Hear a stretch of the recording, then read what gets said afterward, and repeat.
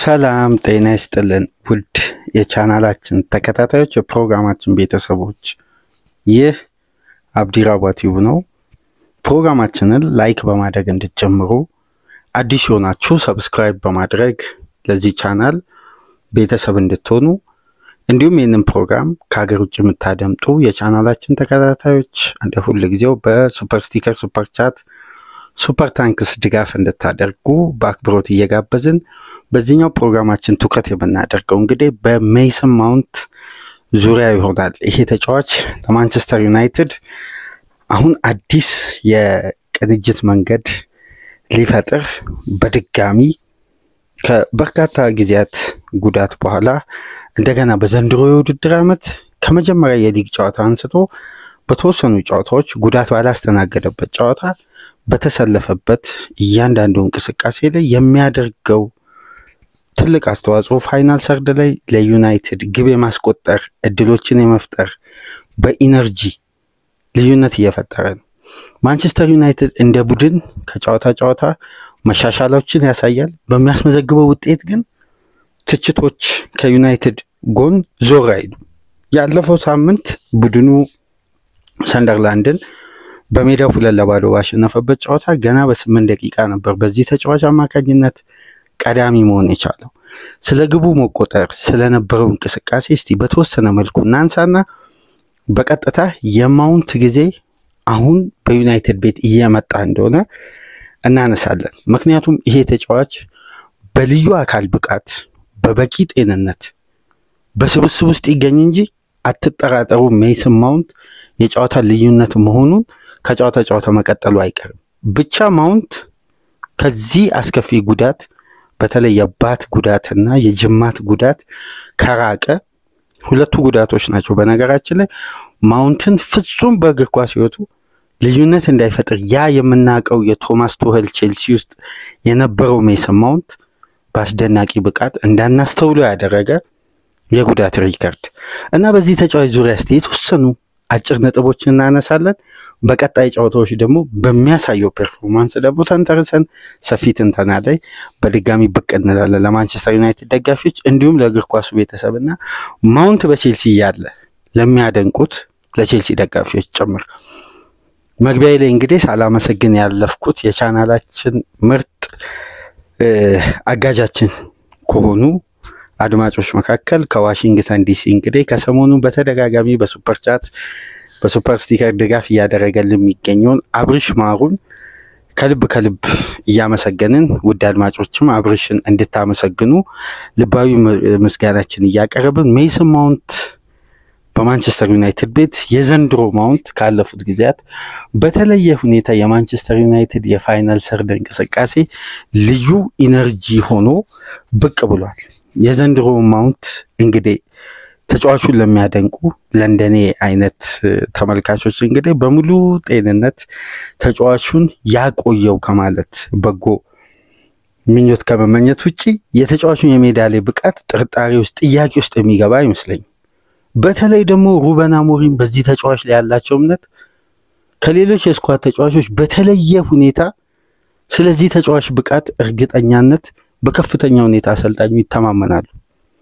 ታስታውሱ እንደሆነ አሰልጣኙ እንደመጡ ካዩዋቸው ትላልቅ ብቃቶችና ለኔ ሲስተም ፊት ያደርጋሉ ብሎ ካመኗቸው ተጫዋቾች ውስጥ ምናልባት ካልተሳሳትኩኝ ቅድሚያ የሰጡት ለሜይሰን ማውንት ነው ስለ ፋይናል ሰርድ ሲያነሱ እና ስለዚህ ተጫዋች ኳሊቲ በጣም አሰልጣኙ ይደመማሉ። ልክ እንደ ፍራንሲስኮ ትሪንካኦ በስፖርቲንግ ሊዝበን የግራ ቴክኒሻል ተጫዋች ከአንደኛው ዊንግ እንደሚነሳው ማውንትን የዛን ተጫዋች አይነት ሚና ለመስጠት ነው በ3-4-2-1 ፎርሜሽን። እንግዲህ በቅርቡ የአሰልጣኙ ይሄን ፎርሜሽን እንዲቀየር ደጋፊው ጫና ያደርጋል። የተለያዩ ዘጋቢዎችም ሩበን አሞሪም ግን በአቋማቸው ጸንተዋል። እዚህ ሲስተም ውስጥ ግን ፉል ፍሉዲቲ ያሳየኛል ያለው አቅም ያለው እንቅስቃሴ ሁኔታ ከተለያዩ አንግሎች አሰልጣኙ የሚያነሷቸው ነጥቦች ምናልባት እንደ እግር ኳስ ተመልካች ገለልተኛ ሆነን ከተጫዋቹ አቅም ፍላጎት የሚያደርገውን እንቅስቃሴ መነሻ በማድረግ ከተመለከትን ደግሞ አንዳንድ ነጥቦች ላይ እስቲ በማውንት ዙሪያ ወደ ኋላ መለስ ብላችሁ አስታውሱ። ለማንቸስተር በተሰለፈበት ጨዋታዎች ብቻ ሳይሆን የዚህ ተጫዋች አቅም አሁን ማውንትን በቼልሲ ቤት ለሚያውቁ በማንቸስተር ዩናይትድ ቤት ለሚያውቁ ተጫዋች ሜዳው ውስጥ ባለው እንቅስቃሴ እንደ ቡድኑ ውጤት አይደለም እንደ ተጫዋቹ ፐርፎርማንስ ከተመለከትን ማውንት ልዩነት ይፈጥራል። ይሄን ተጫዋች እድለኛ ያላደረገው ጉዳቱ በተለይ ወደ ማንቸስተር ዩናይትድ ከተዘዋወረ በኋላ በ55 ሚሊዮን ፓውንድ ወጥቶበት የመጣ ተጫዋች ነው። ነገር ግን መታስተውሱ ከሆነ ኤሪክ ቴናግ ይሄን ተጫዋች ወደ ሆላንድ ኤሪዲቪዚ ባንድ ወቅት በውሰት ከቼልሲ ከተሰጠ በኋላ በነበረው ብቃት እሳቸው አያክስ ያሉ ስለዚህ ተጫዋች ያነሱ ነበር ስላለው አቅም ስለ ክሬቲቪቲው እያንዳንዱ ጉዳይ። ሩበን አሞሪምም ይሄ ተጫዋች እዛ በውሰት ያለ ሊዝበን ነው ያውቁት ነበር እሳቸው ወደ ዋና አሰልጣኝነት ሳይሻገሩ በፊት። ከዛም በኋላ ላምፓርድ ወደ ቼልሲ ቤት ከመጣ በኋላ ተጫዋቹን ከደርቢ ካውንቲ እሱንና ሪሽ ጀምስን የውሰት ውላቸውን ሲጨርሱ በቀጥታ ወደ ቼልሲ ዋና ቡድን ነው ጠርቷቸው መጠቀም መገልገል የጀመረው።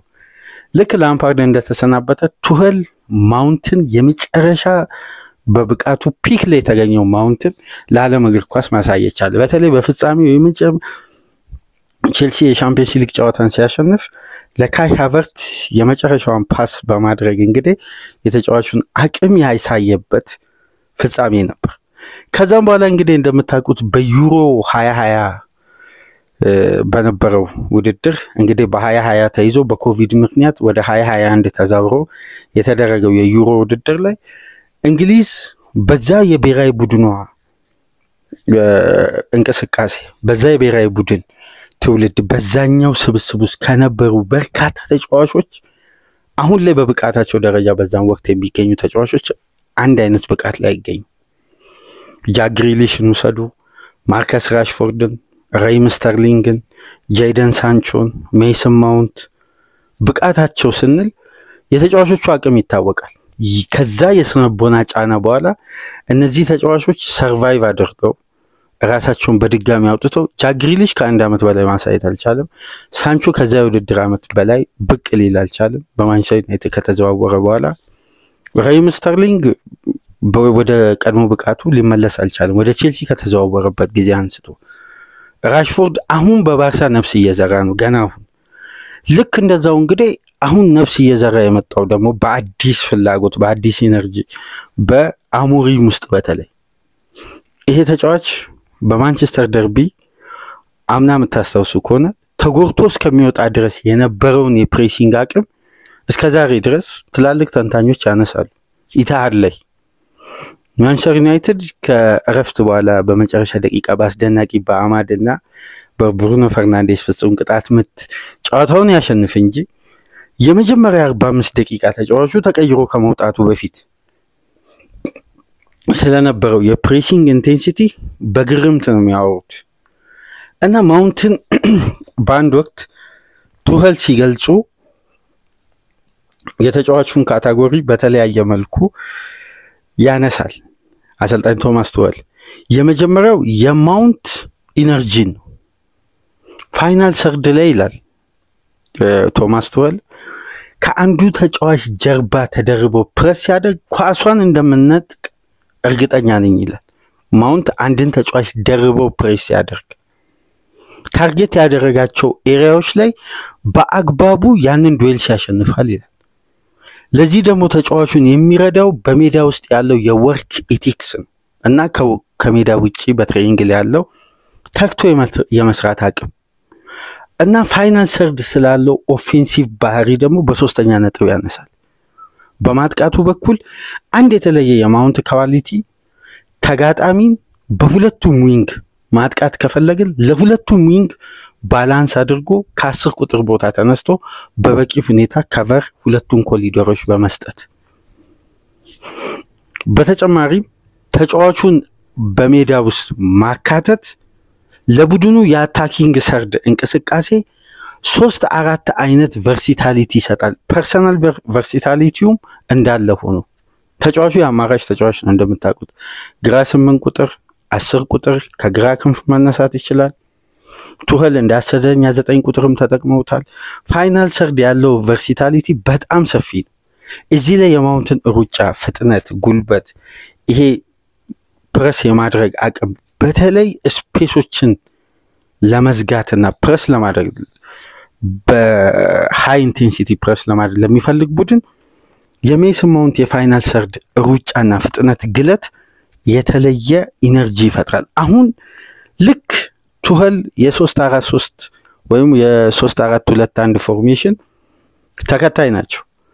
ይህን ተጫዋች በጣም ይፈልጋሉ፣ በጣም ይወዳሉ፣ በጣም ያደንቃሉ። በጣምም የተገለገሉትና የማውንትን አቅም በቼልሲ ቤት ያሳዩት እኛ አሰልጣኝ ናቸው።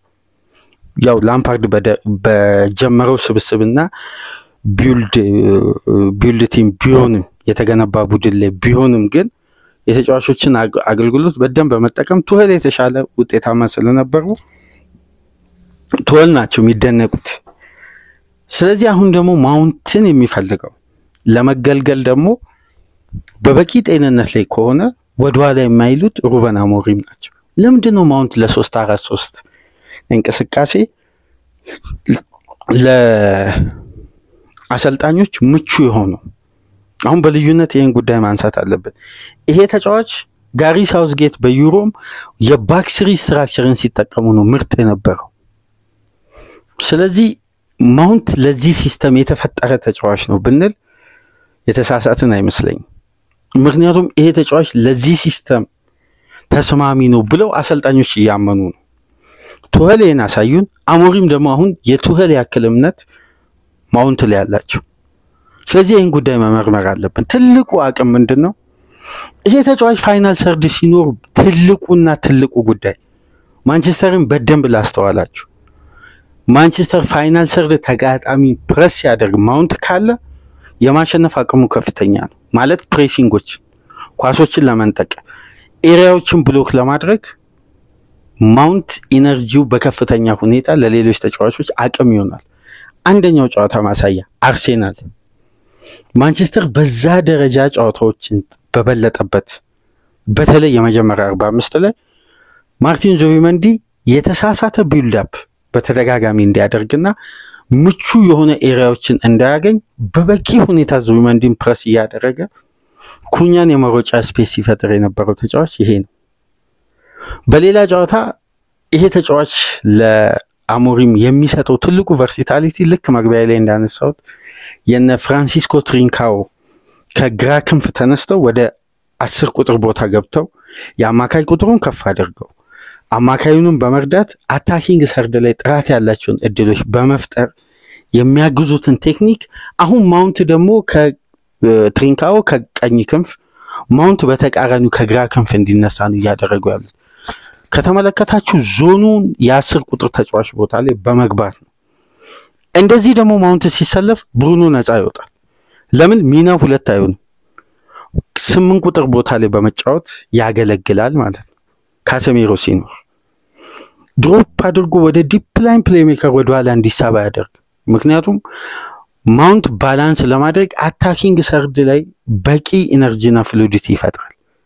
ይሄን አሁን ትልቁ የታክቲክ ባላንስ ማለት ነው። ለዛ ነው በሰንደርላንዱ ጨዋታ አሰልጣኙ ቅድሚያ ሰጥተው ቋሚ ያደረጉት እና በአስደናቂ ግብ ክሊኒካል በሆነ አጨራረስ ማውንትን በመናቀው እንቅስቃሴ ዩናይትድን ቀዳሚ ያደረገ። ስለዚህ የዚህ ተጫዋች ሺፍት የሚያደርግበት የፖዚሽን ኤሪያዎችና የሚጠቀማቸው ስፔሶች ጤናማ ይሁን እንጂ በብቃቱ ላይ ጥያቄ የሚያነሳ ያለ አይመስለኝም። የፊት መስመር ሁለቱን ዊንጎችን ጭምር በጋራ ማቀናጀት ይችላል። አሁን ለምሳሌ 3-4-1-2 ከፊት በሁለት አጥቂ ለመጫወት አሁን ኢምቤሞንም ሼሽኮንም ወደ ፋይናል ሰርድ ቦክስ ዊንጉን ትቶ ኢምቤሞ ወደ ቦክስ ቢገባ ማውንት ከሁለቱ ጀርባ ሆኖ ልክ እንደ ኮኔክተር በአግባቡ መጫወት የሚችልም ተጫዋች። ይሄን ደግሞ በሉካኩና በሃቨርት ተጣምሮ የቼልሲ ፋይናል ሰርድ በማውንት ሲቃኝ በደንብ አስተውለናል። ማውንት ሁለቱን ተጫዋቾች በአግባቡ ኳስን ተደራጅ ሲያደርግ ይሄ የተጫዋቹ አግሬሲቭና ኢነርጂ የተሞላው እንቅስቃሴ ደግሞ ለተጋጣሚ ቡድን በጣም ስጋት የሆኑ ፕሬሲንጎችን ማድረግ ይችላል ፋይናል ሰርድ ላይ እና ደግሞ ማውንት ድካም አልባ ነው። አንድ የተለየው የማውንት አቅም ታክቲካል ዲሲፕሊኑ፣ ሁለተኛ ወርክ ኢቲክሱ ታጋይነቱ፣ ድካም አልባ መሆኑ፣ ፍላጎቱ፣ ሆም ኤንድ አዌ ጌም የማይለይ ጨዋታ ጌም ኮንሰንትሬሽን ላይ በተለይ አንድ አጋጣሚ አግኝቶ ለመግደል ለዛ ቡድን ወሳኝ ቁልፍ የሆኑ እንቅስቃሴዎችን ማድረግ ይችላልና ሜሰን ማውንት አሁን እንግዲህ ለሩበን አሞሪም አዲሱ አማራጭ ሆኖ ብቅ ያለ የማንቸስተር ዩናይትድ የፋይናል ሰርድ ሶስተኛ የፊት መስመር ተጫዋች ሆኖ በቀጣይ ጨዋታ በአንፊልድ በሚያደርጉትም ለማንቸስተር ዩናይትዶች ተቀዳሚ ምርጫ እንደሚሆን ያለምንም ጥርጥር ይታወቃል።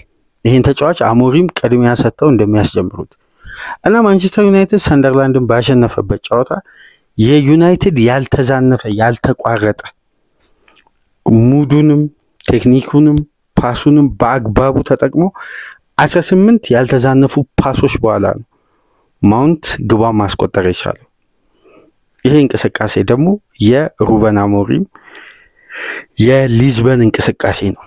ኳሶች ሳይቆራረጡ በታቀደላቸው በታሰበላቸው መንገድ ሁለቱም ፍላንክ ካዳረሰ በኋላ ወደ አማካይ ክፍል መጥቶ ወደ አንደኛው ፍላንክ በአግባቡ ኤሪያዎችን ተጠቅሞ አጥቅቶ የተፈጠረውን እድል ወደ ግብ መቀየር ትግስትም እንቅስቃሴም ፍሉዲቲንም ነው የሚያሳየው። እንደምታውቁት ሰንደርላንድ ጠንካራ ተጋጣሚ ነበር፣ በወቅቱ አንስተናል። በመጨረሻም በማውንት ግብ ማንቸስተር ዩናይትድ ቀዳሚ መሆን ቻለ። ለዛም ይመስላል ተጫዋቹ ተቀይሮ ሲወጣ የነበረውን ጭብጨባና ደመቅ ያለ ለተጫዋቹ የተደረገውን አቀባበል ላስተዋለ በእለቱ ብቃት ደጋፊው ጭምር ያ ትግስት የታጣበት ተቀይሮ ገብቶ ተጎድቶ የሚወጣበት ቋሚ ሆኖ ገብቶ ተቀይሮ የሚወጣበት ጨዋታዎችን የማይጨርስበት የሃርምስትሪንግ የባት ጉዳት እንዲሁም የተለያዩ ጉዳቶች ያስተናገደ አሁን ግን ወደ ማች ፊትነሱ የተመለሰ ይመስላል። በዛ ጨዋታ ያየነው የሜሰን ማውንት ኢነርጂ ግን ከረፍ በፊት ፍጹም የሚያስደንቅ ነበር።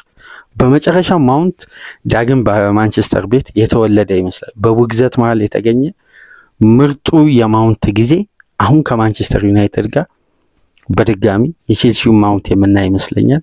እስቲ ይሄን ሐሳብ ለመነሻነት ለመንደርደሪያነት ያዙና በስፋት ደግሞ በሌሎች ፕሮግራሞች ይዘንላችሁ እንመጣለን። ላይክ፣ ሼር፣ ሰብስክራይብ ማድረጋችሁን እንዳትረሱ። ከሀገር ውጭ የምታደምጡ በሱፐር ስቲከር፣ በሱፐር ቻት፣ በሱፐር ታንክስ ድጋፍ አድርጉ። አብርሽ ማሩ ላደረክልን የሱፐር ስቲከር ድጋፍ ከልብ እያመሰገንን ሌሎቻችሁ በዚሁ ድጋፍ እንድትቀጥሉ በአክብሮት እየጋበዝን በመጨረሻም እንግዲህ በሉዊስ ዲያዝ ሉቾ አስደናቂ የባየር ሙኒክ ህይወት አጀማመር ላይ ትኩረት የምናደርግበትን ፕሮግራም ከዚህ በመቀጠል ይዘን እንመጣለን። ከዚህ ቀደም ብሎ የአርሴናሉ ማርቲን ዙቢሜንዲ በአማካይ ስፍራ በአርሴናል ቤት የፈጠረው ፍጹም ልዩነትና አስደናቂ ብቃትን ጠለቅ ብለን በታክቲክ እይታችን አስቀምጠንላችኋል። እሱን እየተመለከታችሁ 3 ተከታታይ ጨዋታ አርነ ስሎት በአሰልጣኝነት ታሪካቸው ለመጀመሪያ ጊዜ ሲሸነፉ ሊቨርፑልም ከረጅም ዓመት በኋላ ለመጀመሪያ ጊዜ ሲሸነፍ ምክንያቱ መነሻው ምንድነው ብለን ደግሞ ረዘም ላለ ደቂቃ ሰፊ ትንተና ያነሳንበትን ፕሮግራም አስቀምጠንላችኋል። እነዚህን ፕሮግራሞች ያዳመጣችሁ ይህንንም ሼር ማድረጋችሁ እንዳትረሱ። በሉዊስ ዲያዝ ፕሮግራም ተመልሰን እንመጣለን። ሰላም ቆዩ።